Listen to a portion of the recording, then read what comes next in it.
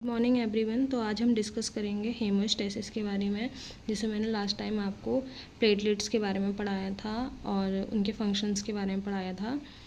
तो आज हम हेमोस्टेसिस के बारे में डिस्कस करते हैं कि हेमोस्टेसिस क्या होता है। It is the process which help in blood clotting. ये एक ऐसी प्रोसेस होती है जहाँ पर ब्लड क्लॉटिंग में क्या होती है, हेल्प होती है। मतलब जैसे इंजरी हो जाए तो इंजरी के बाद जब ब्लीडिंग होती है तो उस ब्लीड वहाँ पे क्या हो, ब्लड का थक्का बन जाए, मतलब ब्लड जम जाए और जमने के बाद क्या हो, ब्लड लॉस ना हो, तो उस प्रोसेस को हम हेमोस्टेसिस बोलते हैं। फिर the process that are involve in haemostasis are. अब हेमोस्टेसिस की जो प्रोसेस होती है उसमें भी 4 प्रोसेसेस जो है इन्वॉल्व होती हैं, जैसे कि vasoconstriction, platelet plug formation, coagulation और फिब्रिनोलाइसिस। फर्स्टली हम पढ़ते हैं वेजोकॉन्स्ट्रिक्शन के बारे में। The platelets gets attached to the bleeding blood vessels. Vasoconstriction में क्या होगा कि फॉर एग्जांपल जैसे आपको इंजरी हुई है तो इंजरी के तुरंत बाद ही क्या होगा, जिस साइड पे आपको ब्लीडिंग हो रही है और जिस साइड पे आपको इंजरी हुई है ना, वहाँ पे प्लेटलेट्स क्या होंगी, अटैच्ड हो जाएंगी। ठीक है, अटैच्ड हो जाएंगी। जैसे फॉर इसमें दिखा रखा है कि ये हमारी क्या है, ये ब्लड वेजल है। अब ब्लड वेजल में क्या हुआ, ये ब्लड फ्लो कर रहा है, इधर लिख रखा है मैंने, ब्लड वेजल है ये, ब्लड फ्लो कर रहा है। अब यहाँ पे क्या हुआ है, इंजरी हुई है। जब यहाँ पे इंजरी हुई है तो ब्लड जो है लॉस हो रहा है बाहर को, तो यहाँ पे प्लेटलेट्स ने क्या कर लिया है, प्लेटलेट्स आके यहाँ पे अटैच्ड हो गई हैं। तो वेजोकॉन्स्ट्रिक्शन में यही होगा कि प्लेटलेट्स जो है वो अटैच्ड हो जाएंगी ब्लीडिंग ब्लड वेजल्स पर। There is a release of serotonin that help in constriction of blood vessels. फिर क्या करेंगी, ये प्लेटलेट्स जो हैं जो अटैच्ड हुई हैं या एडहेरेंट हुई हैं वो रिलीज़ करेंगी सेरोटोनिन हार्मोन को। सेरोटोनिन हार्मोन क्या करेगा, सेरोटोनिन हार्मोन प्लेटलेट्स के द्वारा रिलीज होगा। उसके बाद ये क्या करेगा, जो ब्लड वेजल है उसको कॉन्स्ट्रिक्ट कर देगा, मतलब जैसे फॉर एग्जाम्पल सुखाड़ देगा, सुकड़ जाएगी मतलब वो थोड़ी, जिससे क्या होगा कि उसका थोड़ा सा वहाँ पे साइज छोटा सा हो जाएगा और ब्लड लॉस होना जो है वो कम हो जाएगा, है ना। तो वहाँ पे क्या होगा, वो कॉन्स्ट्रिक्ट कर देगा और रिड्यूस कर देगा ब्लड के फ्लो को। फिर हम नेक्स्ट प्रोसेस पढ़ते हैं इसमें, प्लेटलेट्स प्लग फॉर्मेशन। सबसे फर्स्ट में क्या हुआ था, वेजोकॉन्स्ट्रिक्शन, जहाँ पे ब्लड वेजल जो है कॉन्स्ट्रिक्ट हो जा रही है सेरोटोनिन के द्वारा और प्लेटलेट्स अटैच हो जा रही हैं ब्लड वेजल्स पे जाके जहाँ से ब्लीडिंग हो रही है। फिर नेक्स्ट है हमारा कि प्लेटलेट प्लग फॉर्मेशन में कि the adherent platelets clumps to each other and released ADP to attract more platelets at the site of injury। इसका मतलब है कि जो हमारी प्लेटलेट्स जो अटैच्ड हो रखी हैं वो क्या कर लेंगी, क्लम्प फॉर्म कर लेंगी, या एक मतलब गुच्छा बना लेंगी, या एक दूसरे से जो है वो चिपक जाएंगी, है ना। और जिससे क्या होगा, वो एडीपी एडिनोसाइन डाइफॉस्फेट जो है वो रिलीज़ करती हैं।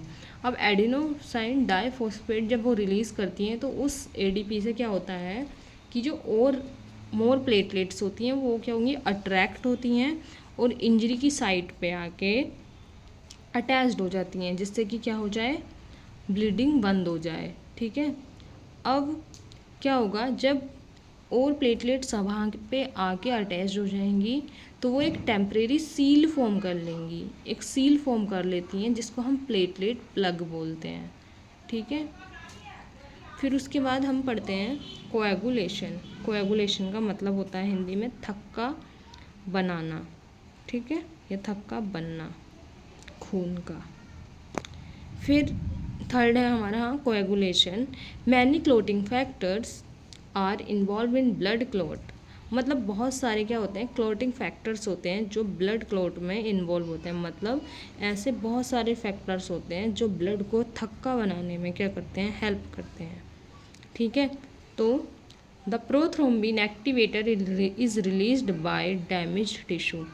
जहाँ पे क्या हुई है, इंजरी हुई है, तो वहाँ पे क्या होगा, जब इंजरी हुई है जो वहाँ पर टिश्यू जो है डैमेज्ड हो गए हैं, ब्लड वेजल जो है ब्रेक हो गई है या डिस्ट्रॉय हो गई है, मतलब फट गई है या फिर, तो वहाँ पे क्या होगा, उन डैमेज्ड टिश्यूज से जो है प्रोथ्रोम्बिन प्रोथ्रोम्बिन एक्टिवेटर क्या होता है, रिलीज्ड होता है ना। ये क्या है, it is only activate at the time of injury.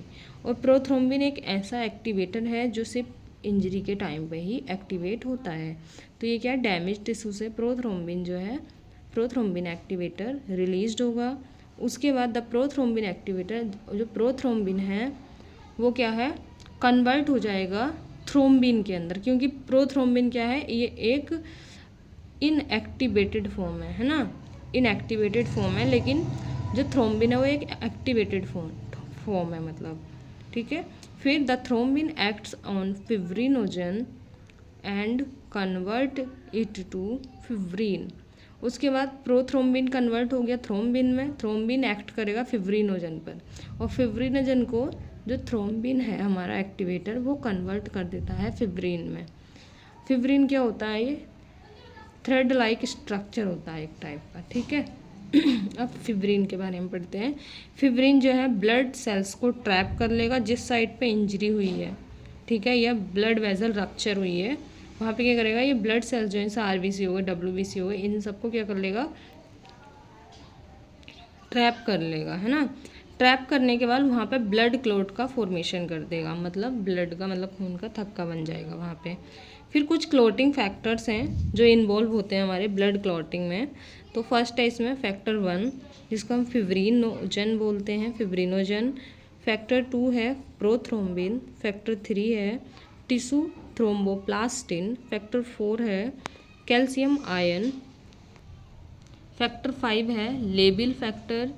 और एक मैं आपको बता रही हूँ, वैसे कोई बताता नहीं है, ये एक फैक्टर 6 भी होता था इसमें जो था एसिलरीन, पर ये ब्लड क्लॉटिंग फैक्टर नहीं था, है ना, ये इंक्रीज करता था ब्लड के फ्लो को, इस वजह से इसको हम ब्लड क्लॉटिंग फैक्टर में काउंट नहीं करते हैं। तो सीधे इसके बाद हमारा फैक्टर 7 आ जाता है स्टेबल फैक्टर। फिर 8th है एंटी हीमोफिलिक फैक्टर। फैक्टर 9 है क्रिस्टमस फैक्टर। फैक्टर 10 है स्टॉर्ट पावर फैक्टर। फैक्टर 11 है प्लाज्मा थ्रोम्बोप्लास्टिन एंटीसीडेंट।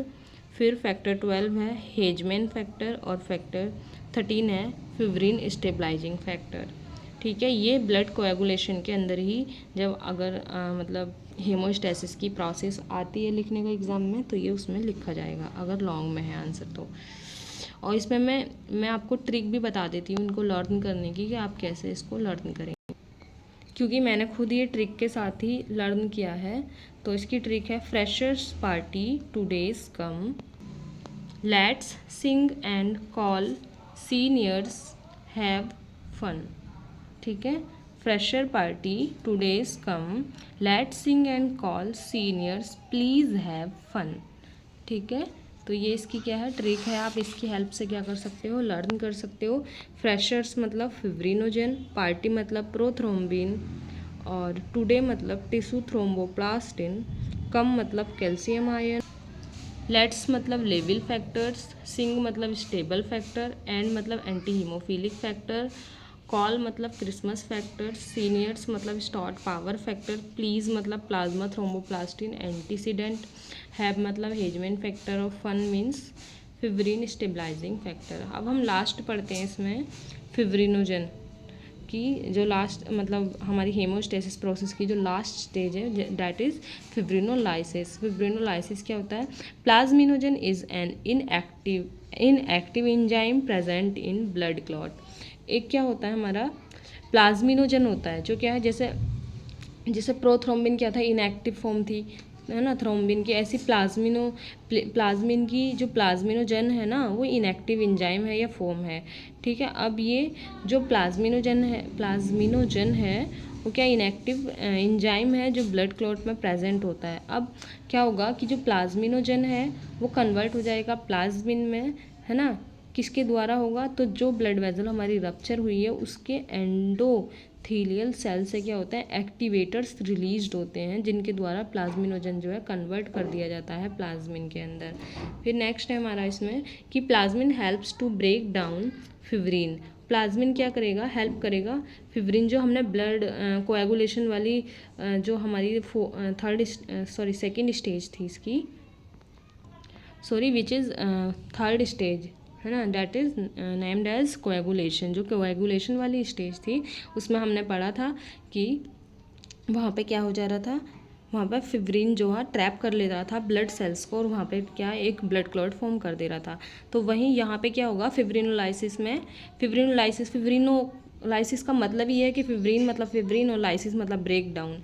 तो प्लाज्मिनोजन जो है कन्वर्ट हो गया प्लाज्मिन के अंदर, और प्लाज्मिन क्या करेगा, फिब्रिन को जो उसने ट्रैप किए थे ब्लड सेल्स को, ब्लड क्लॉट फॉर्म किया था, उसको क्या कर देगा, वो ब्रेक डाउन कर देगा, है ना, और सोल्यूबलाइज कर देगा, सोल्यूबल बना देगा उस सब्सटेंस को। उसके बाद जिससे क्या होगा, फेगोसाइटोसिस के द्वारा, मतलब इनगल्फ कर लेगा वो फिब्रिन को और रिमूव कर देगा ब्लड क्लॉट को। ठीक है, थैंक यू गाइज, आज के लिए बस इतना ही। हम कल पढ़ेंगे next topic, that is blood formation, है ना, कि ब्लड फॉर्मेशन कैसे होती है। प्लीज़ मेरे चैनल को सब्सक्राइब करें, शेयर करें और वीडियो को लाइक करें।